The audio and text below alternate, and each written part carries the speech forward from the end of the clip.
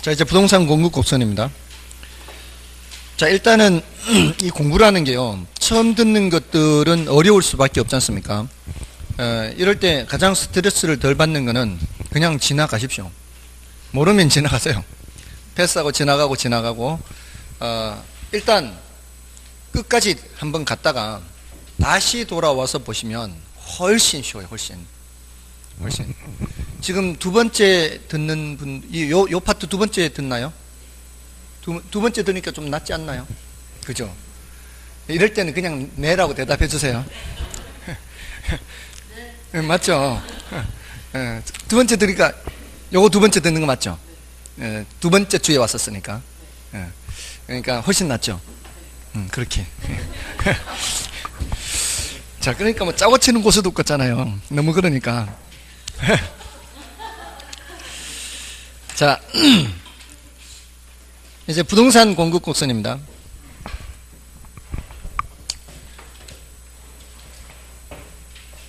자, 부동산 하면은 이제 토지도 있고 건물도 있지 않습니까? 우리 이제 개념에서는 부동산 하면은 협의회 부동산에서 토지 및 그 정착물 이렇게 얘기하지만, 여기에서는 이제 주로 이제 토지하고 건물 이렇게 하는데, 이걸 이제 토지와 건물로 나누어서 살펴보는 거죠. 토지와 건물로. 자, 근데 토지의 경우에는 물리적 공급을 한번 생각해 보세요. 물리적 공급. 앞에 우리 부동산 특성에서 했거든요. 부동산 특성에 자연적 특성 해서 부부동성, 부부정성, 부부영, 영속성, 부부영계, 개별성, 부부영계, 인접성 했죠. 그 두 번째 부증성을 말씀을 드릴 때, 토지는 물리적으로 그 양을 증가시킬 수 없다라는 성질이 부증성이었죠. 자, 그렇다면 수량을 여기 나타내고 가격을 여기 나타냈을 때, 가격이 올라가더라도 수량을 늘릴 수가 없죠. 이런 재화는 가격이 올라가면 수량을 늘릴 수가 있잖아요. 근데 얘는 그 수량을 늘릴 수가 없죠. 길이가 어때요? 길이가 똑같다고요. 길이가 똑같은 게 가격 올라가면서 있으니까 급점을 연결하면 어떻게 되겠어요? 수직이 되겠죠. 수직. 여기가 바로 물리적 공급 곡선이라고 하는 거예요. 물리적 공급 곡선. 토지의 물리적 공급 곡선은 수직이다 이 말이에요. 됐죠? 그런데 여기가 수량이 그냥 수량이 아니고요, 택지 수량이에요. 택지 수량. 여기는 택지 가격이에요. 자, 택지가 1000만원 하던 것이 1000만원 할 때는 이만큼 공급이 되어 있던 택지의 수량이 1500만원으로 올라가면 어떻게 될까요? 택지 공급이 늘어날 수 있어요, 없어요? 택지는 늘어날 수가 있죠. 맞나요? 택지는 늘어날 수 있습니다. 대신 여기에 늘어난다는 것은 다른 용도의 토지가 줄어들었다는 거죠. 어딘가에서. 그걸 뜻하는 거예요. 택지 수량은 늘었지만 다른 용도의 토지는 줄었어요. 전체적으로는 변함이 없는 거죠. 자, 그러면은 가격이 올라갈 때 택지 수량을 이렇게 증가시킬 수 있다, 없다? 택지 수량은 증가시킬 수 있다는 거죠. 이거는 경제적 공급 이렇게 표현하거나 용도적 공급 이렇게 표현해요. 용도적으로는 늘릴 수 있다는 거죠. 다른 용도를 줄여서 이쪽 용도로 바꾸는 거죠. 용도 전환을 통해서 늘릴 수 있다는 거죠. 그러니까 토지의 경우에 물리적 공급 곡선은 어떠하지만 수직이지만, 경제적 공급 곡선 또는 용도적 공급 곡선은 우상향으로 나타난다는 겁니다. 됐나요? 자, 그런데 자, 여기서 이것도 우상향이에요. 이거 좀 완만한 거, 이거 좀 더 가파른 거, 이것도 우상향이에요. 근데 1000만원 하던 택지 가격이 1500으로 올라가면은 수량을 이렇게 해서 이렇게 늘어나는 것도 늘어나는 거고요, 여기에서 이렇게 늘어나는 것도 늘어나는 거죠. 다 늘어나는 거죠. 어떤 게 더 많이 늘어나고 있어요? 또 완만한 쪽이 더 많이 늘어나고 있죠. 자, 이거를 앞으로 관찰하는 기간으로 구분해 볼게요. 앞으로 지금 1000만원에서 1500만원 가격이 올랐을 때 앞으로 6개월 동안 늘어나는 택지 수량을 관찰하고요. 앞으로 1년 동안 늘어나는 택지 수량을 관찰해 보자고요. 어떤 게 더 많이 택지가 늘어나겠어요? 기간을 더 길게 관찰할수록 시장에 나오는 택지 수량은 더 늘어나겠죠. 시간을 여유를 더 많이 주면 많이 줄수록 더 많이 택지로 바꿀 수가 있겠죠. 맞나요? 그래서 이게 더 단기 공급 곡선이라 하고 요거는 더 장기 공급 곡선이다. 이렇게 상대적으로 시간을 많이 줄수록. 됐습니까? 자, 그래서 경제적 공급 곡선은 우상향, 물리적 공급 곡선은 수직, 그리고 우상향이라 해도 더 길게 주면 길게 줄수록 더 완만해진다. 이렇게 보시면 돼요. 됐죠? 자, 이게 토지예요. 건물은 어떠할까요? 건물은 토지의 경제적 공급 곡선과 똑같아요. 토지의 경제적 공급 곡선 생각하면 돼요. 이거 건물은 요거하고 똑같아요. 자, 그럼 됐고요. 자, 그래서 63쪽에 토지의 물리적 공급, 경제적 공급 있지 않습니까? 그 위에 그래프고요. 밑에 그래프는 나중에 설명드리겠습니다. 저량 공급, 유량 공급 있죠. 그거는 이제 나중에 할 거니까 일단 보류 나중에 해 놓으시면 돼요. 그런 표시들이 잘 돼 있으면 혼자 공부하실 때 굉장히 유용합니다.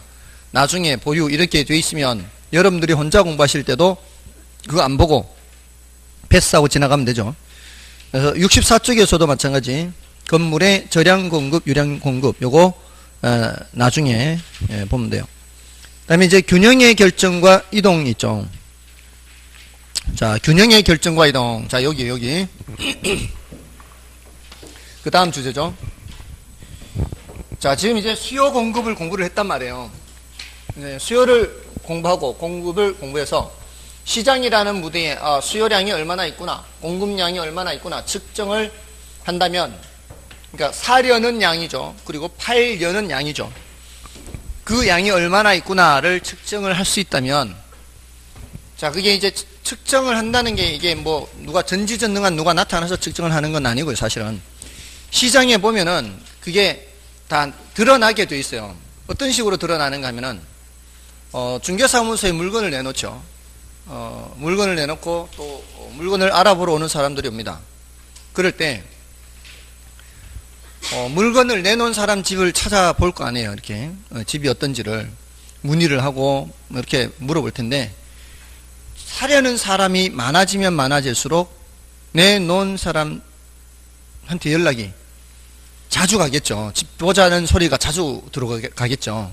그럼 벌써 집주인들은 벌써 낌새를 알아채죠. 낌새를 느끼는 거죠. 그렇게 해서 요거 집을 좀 더 가격을 올려도 돼, 이런 느낌이 오는 거죠. 이게 다 그런 식으로 나타나게 돼 있어요. 벌써 여러분들 그 경매하는 농수산물 시장 이런 데 보면은 그날 그때 들어오는 물건이라든가 이렇게 이 들어오는 양을 보면은 벌써 그 안에서 나타나는 이 상황이 다릅니다.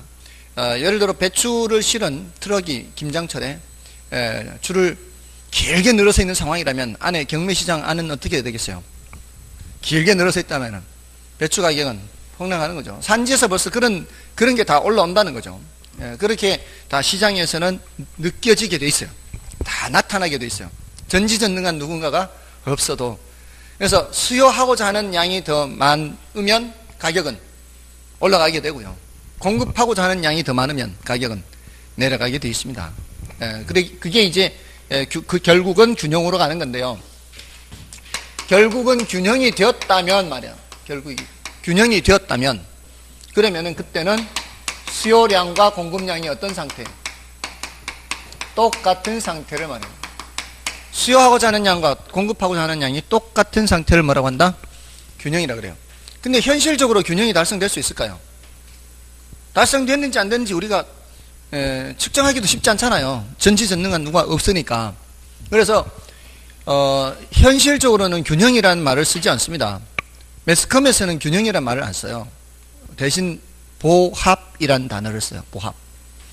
보합이란 단어는 이론적으로 거의 균형 근처란 뜻이에요. 그러니까 균형이라고 이론적으로 쓰는 말을 쓸 수가 없잖아요. 그러니까 대신에 보합이라는 말을 쓰는 거죠. 그 보합이라는 말은 거의 가격의 움직임이 없이 사고자 하는 세력이나 팔고자 하는 세력이 그만해서 그게 유지되고 있는 상황이다, 이런 뜻이에요. 그래서 이 상태가 바로 균형이고요. 이론적으로는. 그러면 수요량과 공급량이 일치하지 않은 상태를 불균형이라고 하고요. 이 일치하지 않은 상태는 둘 중에 한 가지로 나타나게 돼 있어요. 어느 한쪽이 더 많거나 더 적거나 하게 되겠죠. 그래서 수요량보다 공급량이 더 많은 이런 불균형이 있을 것이고, 수요량이 더 많은 이런 불균형이 있겠죠. 이럴 때는 뭐라 그러고요? 초과 공급. 이럴 때는 초과 수요, 이렇게 얘기를 하는 거죠. 자, 이 무대 오른쪽에 공급자들이 있고요, 무대 왼쪽에 수요자들이 있어요. 근데 누가 더 많다고요? 무대 오른쪽에 공급자들이 더 많고 수요자들은 조금 있어요. 수요자 요만큼, 여기 이만큼 있단 말이에요. 자, 팔려는 사람이 더 많으면 가격이 어떻게 해요? 가격이 내려가죠. 자, 지금 가격 나왔습니다. 앞 시간에 굉장히 많이 강조했어요. 가격은 수요 결정 요인에도 들어가고 공급 결정 요인에도 들어간다 그랬죠. 맞죠? 시간이 단 몇 분 지났을 뿐인데 벌써 까마득하게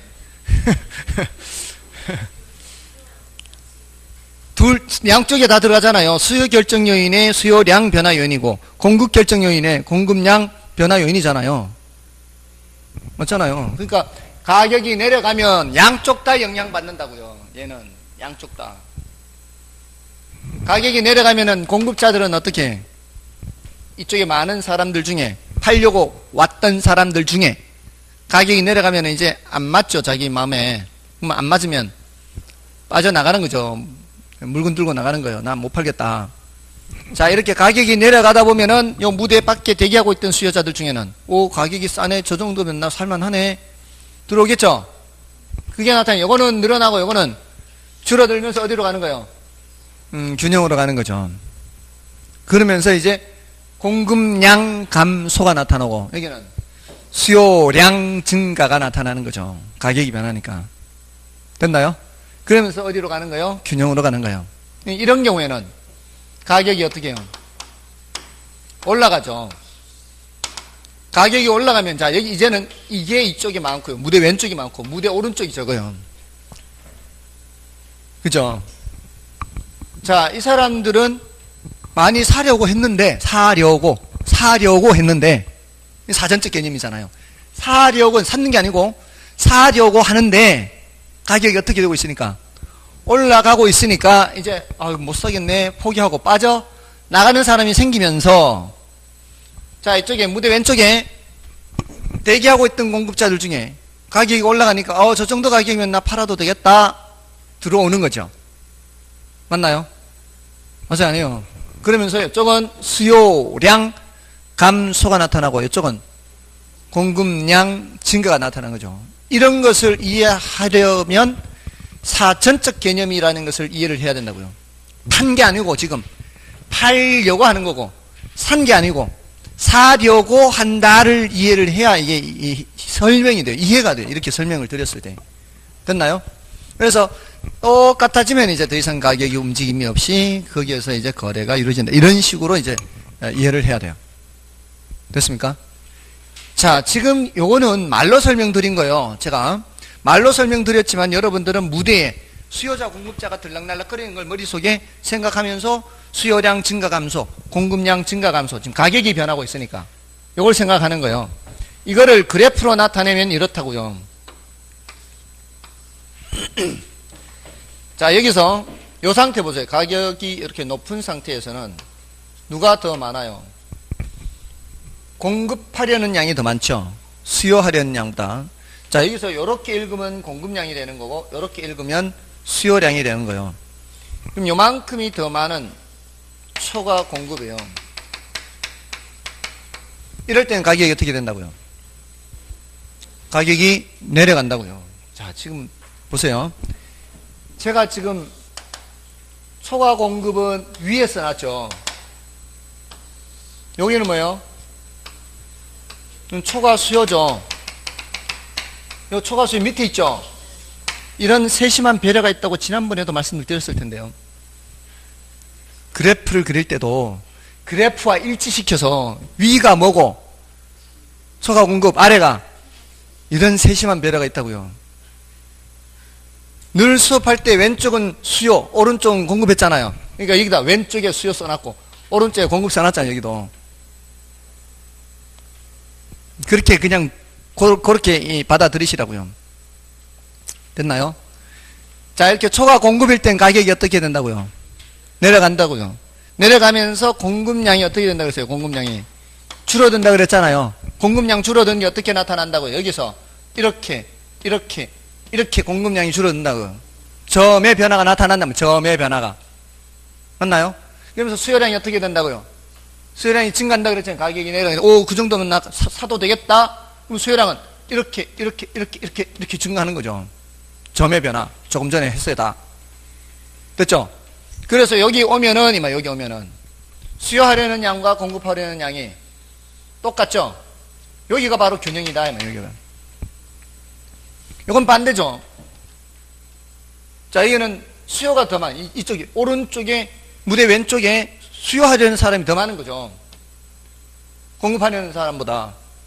자, 그러니까 가격이 올라가는 거죠. 가격이 올라가면 수요하려는 사람 중에 일부는 포기하는 거죠. 가격이 올라가니까. 그러면서 공급하려는 사람, 오, 돈 되네. 공급량 증가죠. 그래서 열이 온단 말이에요. 자, 이렇게 균형이 결정되는 과정에서는 말이에요. 균형이 결정되는 과정에서 무슨 변화? 수요량 변화, 공급량 변화가 나타나서 그러니까 가격이 조정한다 이 말이에요. 가격이 변해서 결국 균형으로 가게 만들어요. 됐습니까? 자, 이렇게 결정되면 이 말이에요. 이 균형점이에요. 균형점. 결정되면 뭐가 결정되는가 하면 균형 가격이 결정되고 여기는 균형 거래량 또는 균형 양이라 그래요. 이게 결정되는 거예요. 균형 가격과 균형 거래량.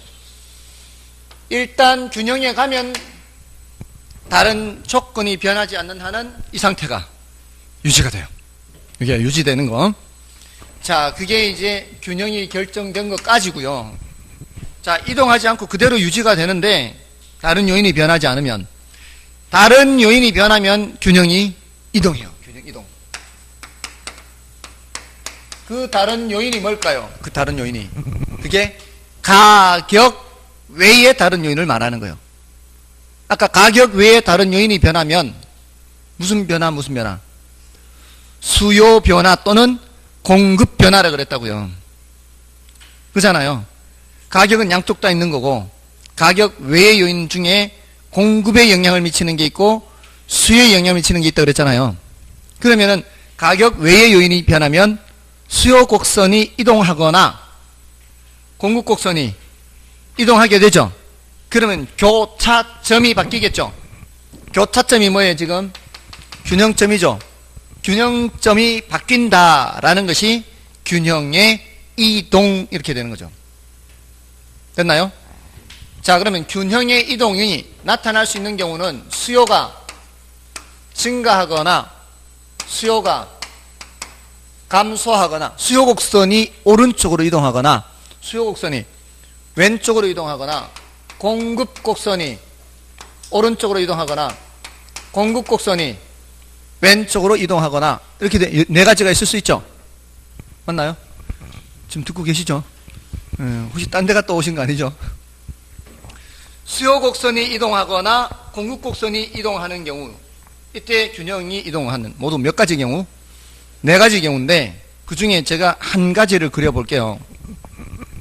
자, 요거 그려볼게요. 요거 수요 증가. 예를 들어서 잠잠하던 동네에 그 지역에 무슨 공기업이 들어선대요. 이제 어떻게 했어요? 수요가 증가하겠죠. 바로 그거요. 자, 수요가 증가하게 되면은 이 말이에요. 자, 요 잠잠하던 동네에 균형 상태다 이 말이에요. 그럼 수요 곡선을 어느 쪽에 그려야 돼요? 오른쪽에 그려야 되죠. 이렇게. 자, 그러면 교차점이 바뀌죠. 이게 뭐라고요? 균형의 이동이라고요. 이게 그런 공기업이 들어서기 전에 수요 곡선이 공기업이 들어온 후에 수요 곡선으로 바뀌는 거죠. 그러니까 요 균형점이 뭐로 바뀐다? 요렇게 바뀌어요. 여기서 이렇게. 균형점이 바뀐다는 거는 뭐가 바뀌는 거예요? 균형 가격과 균형 거래량이 바뀐다는 얘기죠. 그거를 대답해 줘야 돼요. 대답을 할 때 균형량이 어떻게 돼요? 물으면 대답해야 되고요. 균형 가격이 어떻게 돼요? 이렇게 물으면 대답해야 돼요. 자, 여기 균형량이 어떻게 돼요? 증가하죠. 오른쪽이니까. 균형 가격은 상승, 올라가죠. 맞나요? 잘 보세요. 균형량 증가를 이렇게 나타낼게요. 오른쪽이지만 증가니까 화살표를 위로. 균형 가격 어떻게 돼요? 상승, 올라가죠. 맞아요. 증가를 지금 위로 나타냈다고 표시를, 숫자가 커지기 때문에, 숫자가 커지니까. 자, 지금 제가 요거를 했거든요. 나머지 세 개는 숙제거든요. 나머지 세 개는 숙제예요. 그려보시라고요. 여러분들이 안 그리시면 안 돼요. 여러분들이 그려서 연습을 해보셔야 된다고. 제가 지금 그린 게 뭐만 그렸어요? 수요가 증가하는 경우만 그렸죠. 근데 수요가 감소하는 경우도 그려보시고, 공급이 증가하는 경우도 그려보시고, 공급이 감소하는 경우도 그려서 여기를 채워보세요. 여기를 채워보시면 어떤 패턴이 있을 거예요. 패턴.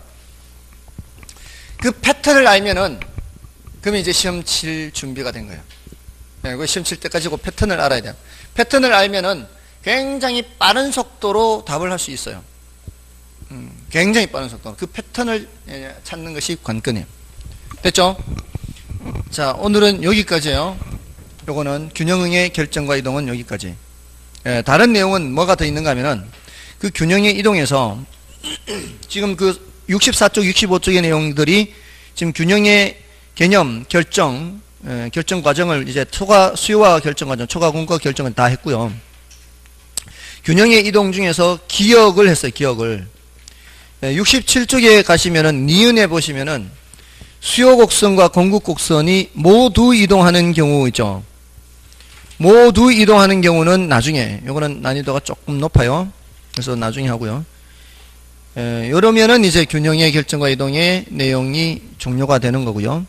이건 나중에 할게요. 69쪽에 이제 탄력성으로 가보세요. 탄력성. 자, 이 탄력성의 개념, 종류, 응용, 결정 요인 이런 주제들이 있어요. 자, 여기서 아까 개념은 출제는 안 된다 그랬죠. 개념이 출제되지는 않아요, 이거는. 근데 종류나 응용, 그 다음에 결정, 이거는 많이 출제됩니다. 근데 개념을 알고 있어야 대답하기가 훨씬 쉬워요. 개념을 알고 있어야. 탄력성은 뭔가 하면은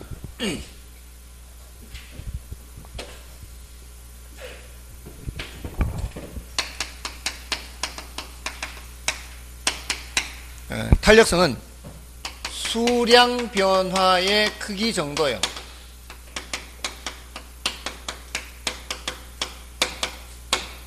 수량 변화의 크기 정도. 자, 지금 보세요. 여기 수요 곡선을 그릴 때 이쪽이 수량을 나타내고 이쪽이 가격을 나타내죠. 맞나요?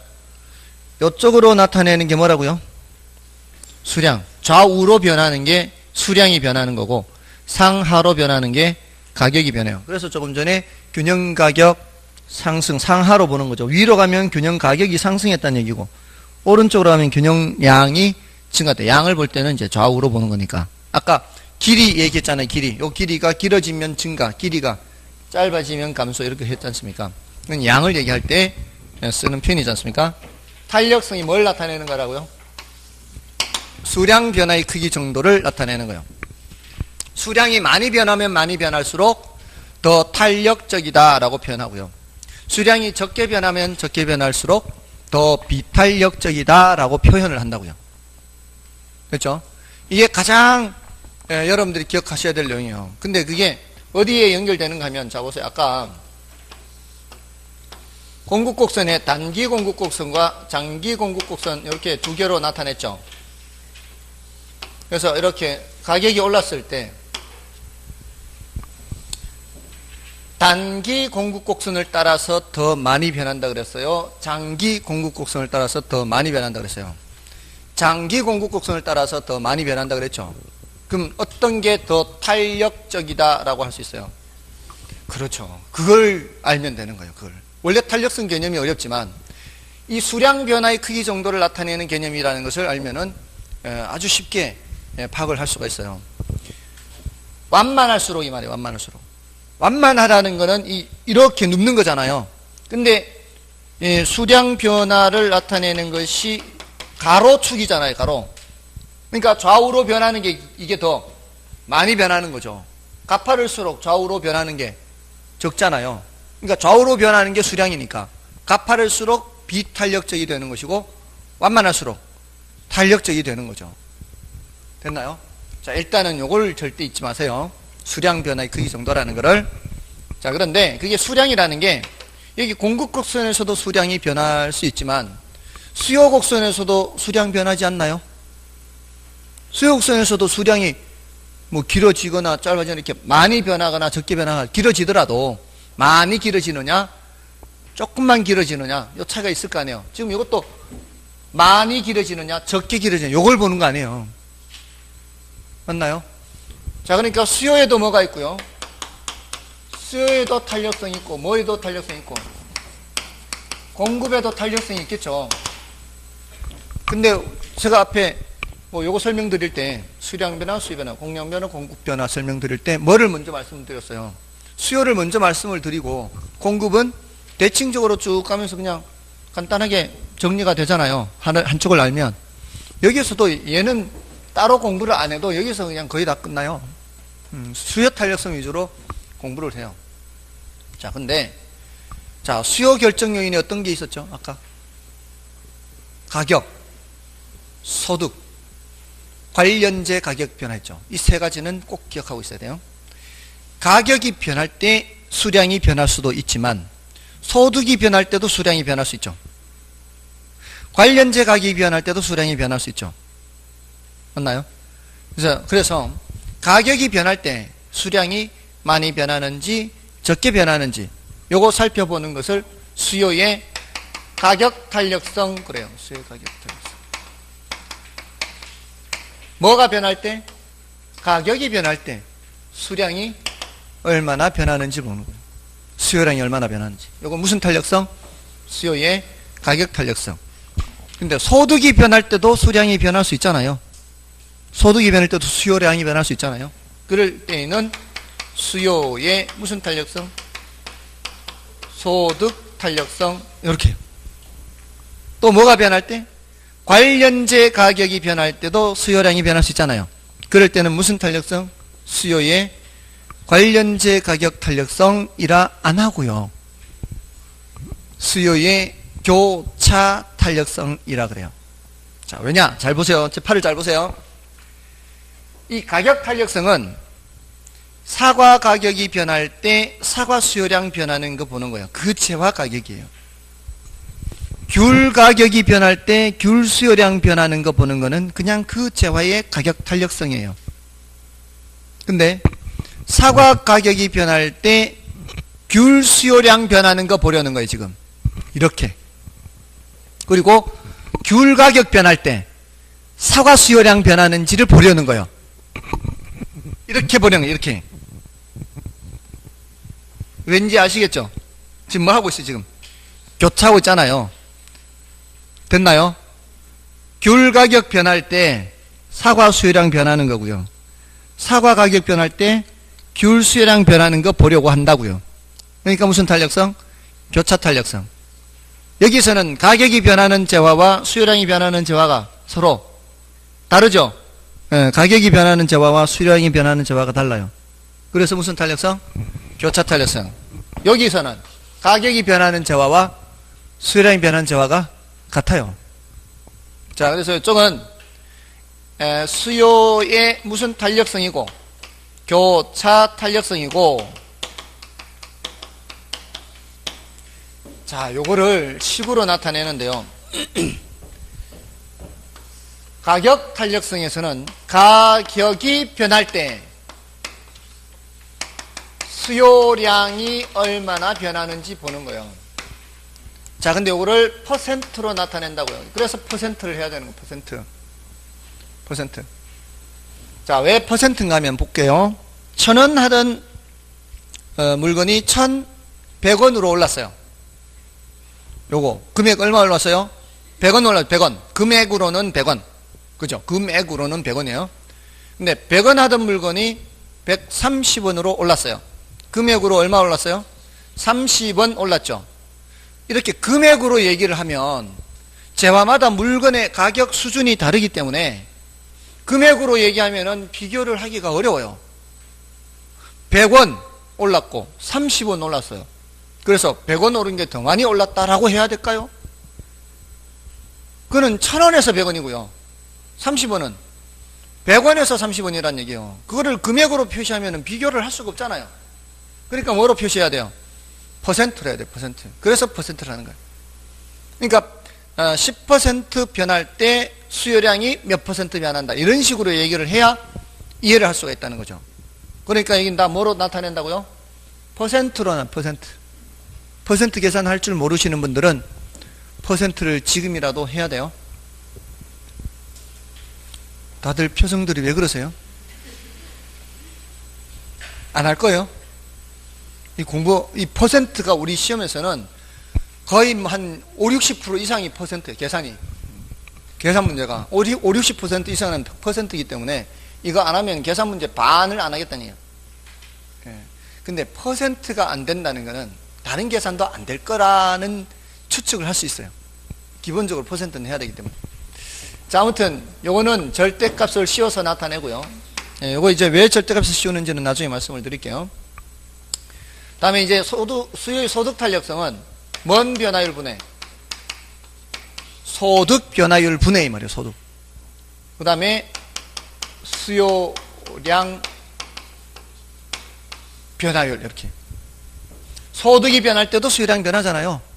소득이 변할 때도 수요량 변하는데, 다만 이제 그 수요량 변화냐 수요 변화냐 이렇게 구분할 때는 그렇게 이제 명시적으로 그렇게 하지만, 보통 이럴 땐 다 양이 변하기 때문에 이것도 뭐로 나타내고 퍼센트로 나타내는 거예요. 자, 그런데 요 놈은 절대값을 안 씌워요. 왜 안 씌울까요? 얘는 아까 보세요. 소득이 증가할 때 수요가 증가하는 재화, 같은 방향, 정상제죠. 소득이 감소할 때 수요가 감소하는 재화, 무슨 재화? 정상제죠. 같은 방향이면 정상제죠. 근데 우리가 숫자로 나타내지 않습니까? 지금 숫자로 나타낼 때 숫자가 커지는 경우에는 플러스예요, 마이너스예요? 플러스. 자, 그러면 소득이 증가할 때 수요가 증가하는 경우는 이것도 플러스, 분모도 플러스고 분자도 플러스예요. 소득과 수요량이 다 플러스로 나타난다고요. 플러스 분의 플러스 이렇게 된다고요. 근데 소득이 감소할 때 수요가 감소할 때는 이것도 마이너스, 이것도 마이너스, 분모도 마이너스, 분자도 마이너스란 말이에요. 그러면은 이렇게 되든 전체 부호는 플러스예요. 전체 부호는 플러스. 아까 비례 같은 방향, 이게 뭐로 나타나는 거요? 플러스로 나타나는, 0보다 큰 것으로 나타난다고요. 비례, 요거 이게 비례 같은 방향, 이게 뭐로 나타난다?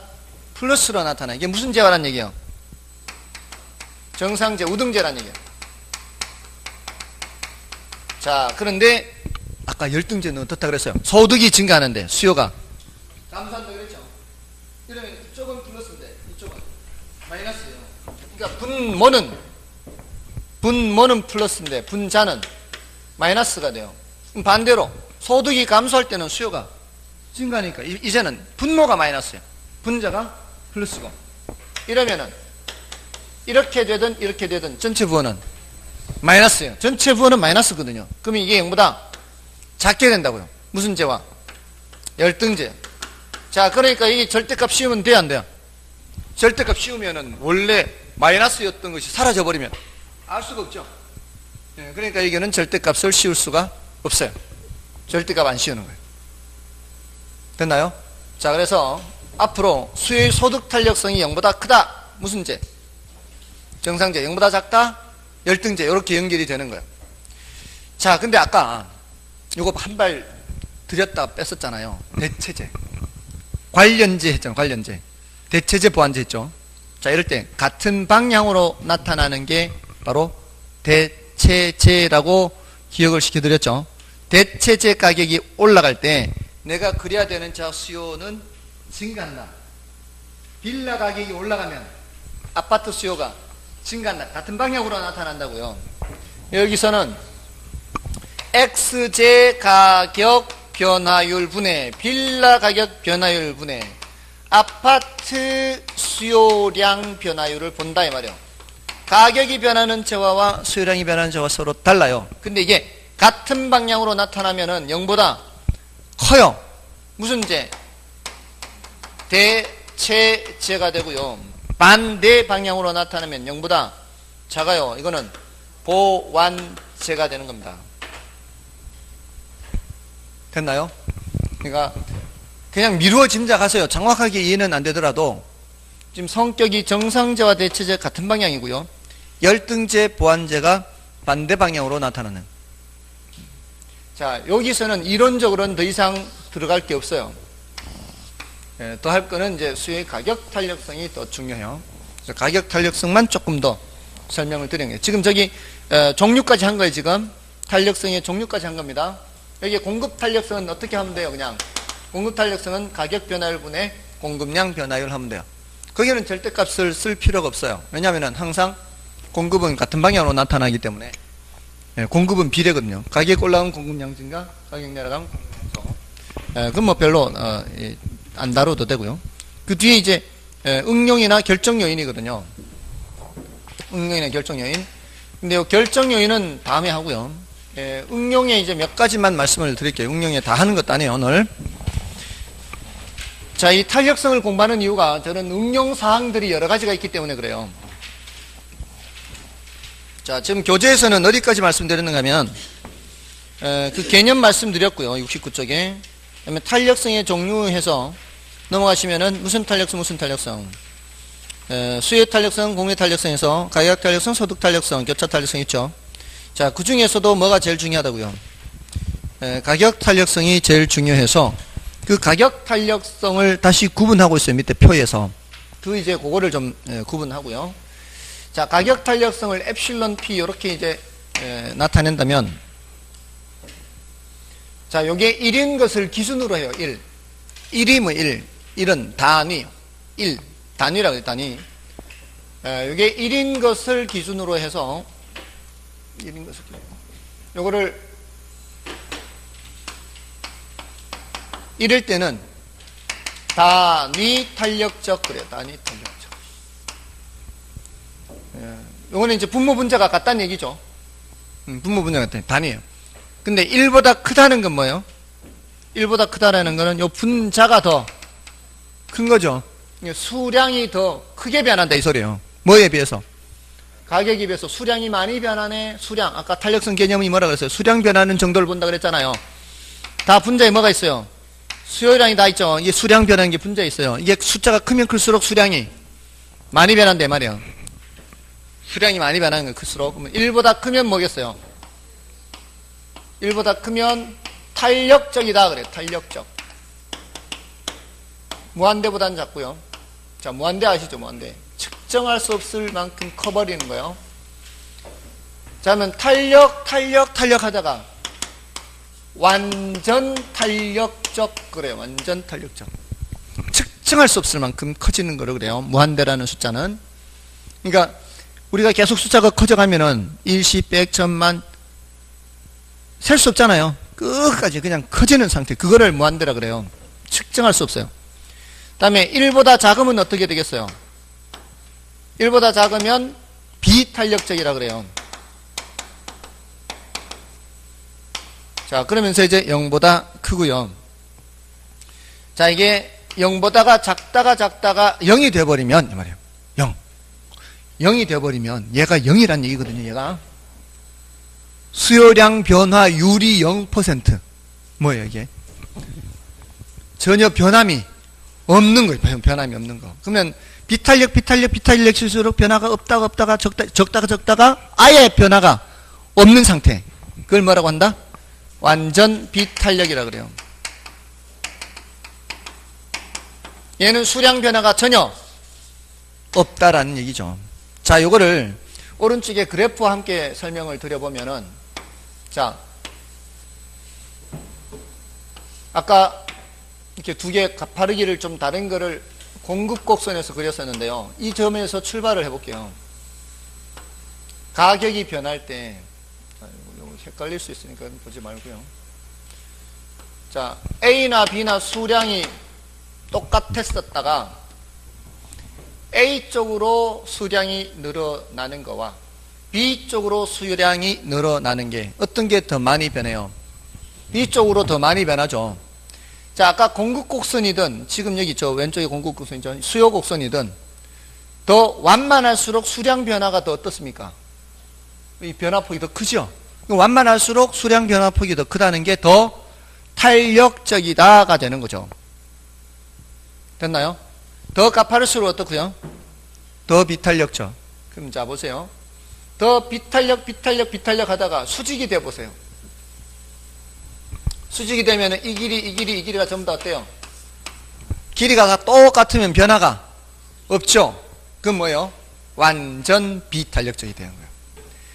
자, 그러면 이제 완만해질수록 더 수량 변화가 클 거 아니에요.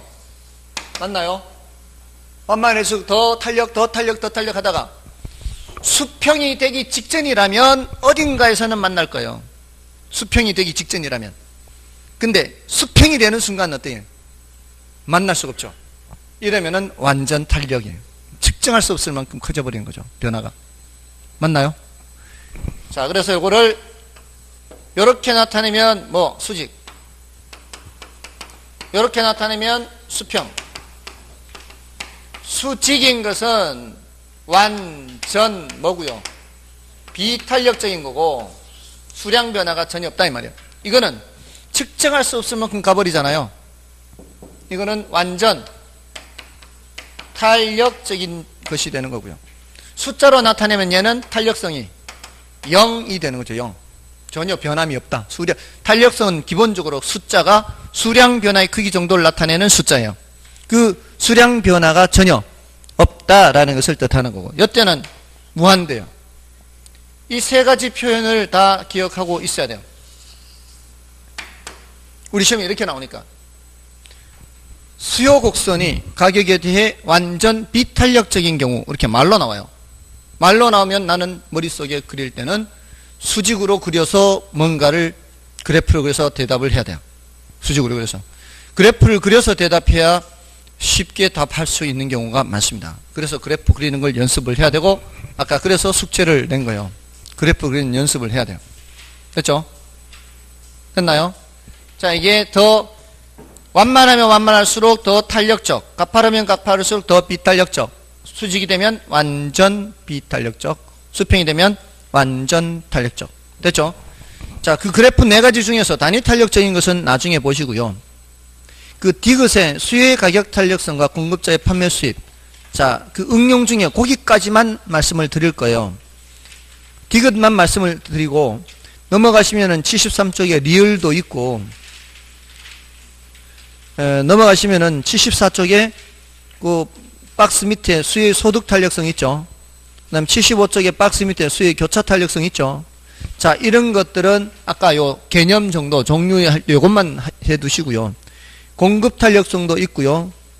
뭐, 넘어가시면은 76쪽에 그 뒤에 있는 내용들은 응용에 해당하는 것들이거든요. 응용에 해당하는 것들은 오늘 많이 말씀을 안 드릴 거고 딱 하나 그것만 말씀드릴 거예요. 판매 수입 71쪽이 있어요. 수의 가격 탄력성과 공급자의 판매 수입, 임대료 수입 또는 총 수입 이렇게 돼 있죠. 자, 그거를 거기 있는 교재 설명 방식으로 설명드리지 않고요. 그냥 상식적으로 직관적으로만 설명드리는 거예요. 이거는 설명 방식이 달라요. 그러니까 나중에 이제 어떤 항목을 이렇게도 설명드리고 저렇게도 설명드릴 거예요.